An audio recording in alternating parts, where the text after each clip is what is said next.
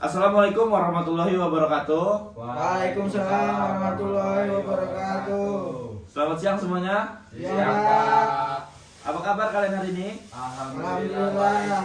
Alhamdulillah baik. Baiklah, sebelum memulai pelajaran hari ini, ada baiknya kita berdoa menurut kepercayaan masing-masing. Berdoa dimulai. Baik, berdoa selesai. Amin. Untuk ketua kelas, siapa yang tidak hadir pada hari ini? Tejo, Pak. Tejo, apa keterangannya? Sakit. Oke, sakit. Selain Tejo ada lagi yang tidak hadir?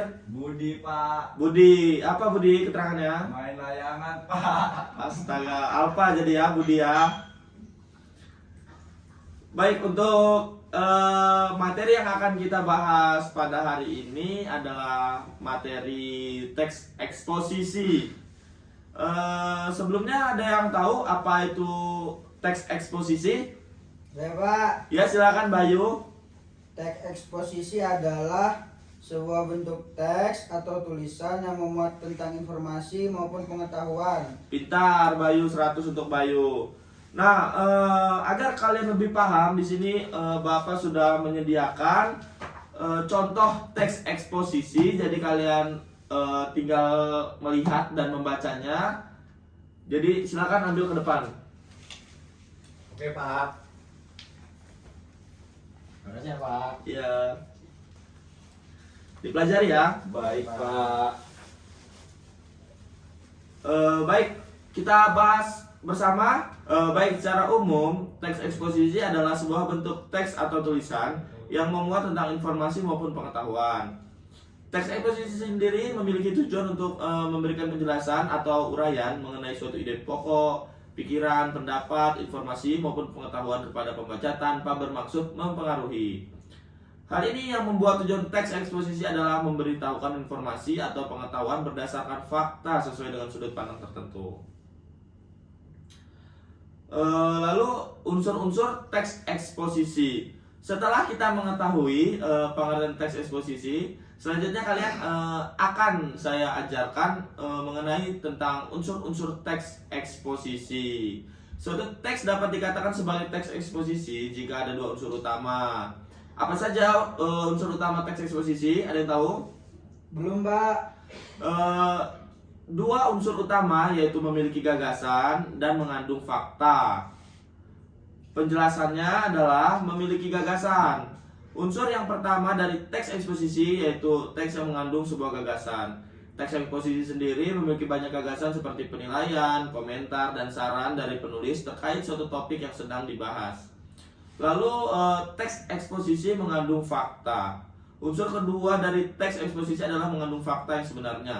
Sebagai teks non-fiksi, teks eksposisi menyajikan informasi hingga gagasan sesuai fakta yang benar-benar terjadi. Fakta dalam teks eksposisi biasanya berupa informasi, misalnya seperti waktu, tanggal, tempat peristiwa, bahkan juga pernyataan yang dapat dibuktikan kebenarannya.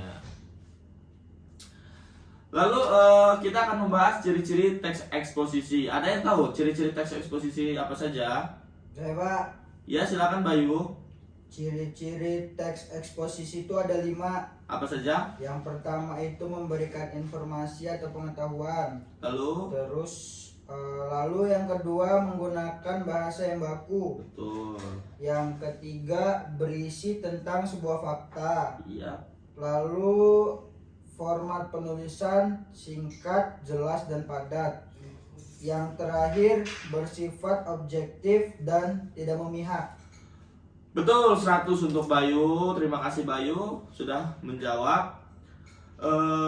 Seperti yang sudah diberitahukan kawan kalian tadi, ciri-ciri teks eksposisi itu ada memberikan informasi atau pengetahuan, menggunakan bahasa yang baku, lalu berisi tentang sebuah fakta, format penulisannya singkat, jelas, dan padat, dan yang terakhir bersifat objektif dan tidak memihak.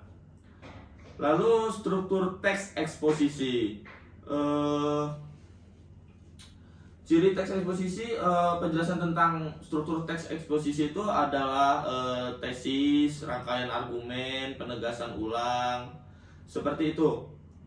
Lalu ada kaidah kebahasan teks eksposisi. Beberapa kaidah pembahasan teks eksposisi diantaranya yaitu kata-kata teknis, kata-kata yang berkaitan dengan argumentasi, seperti itu. Lalu ada kata-kata yang berhubungan dengan kronologis, kata kerja mental, kata-kata rujukan, kata-kata persuasif, kata-kata denotatif. Baik, materi itu saja yang dapat Bapak sampaikan. Untuk tugasnya, kalian per orang Bapak minta untuk membuat teks eksposisi, dikumpul di pertemuan berikutnya. Baik, terima kasih atas waktunya. Mungkin hanya itu saja yang dapat Bapak sampaikan. Jangan lupa mengerjakan tugasnya. Semoga apa yang kita pelajari hari ini dapat bermanfaat bagi kita ya. Ya Pak. Baik, Bapak tutup pertemuan hari ini. Assalamualaikum warahmatullahi wabarakatuh. Waalaikumsalam warahmatullahi wabarakatuh.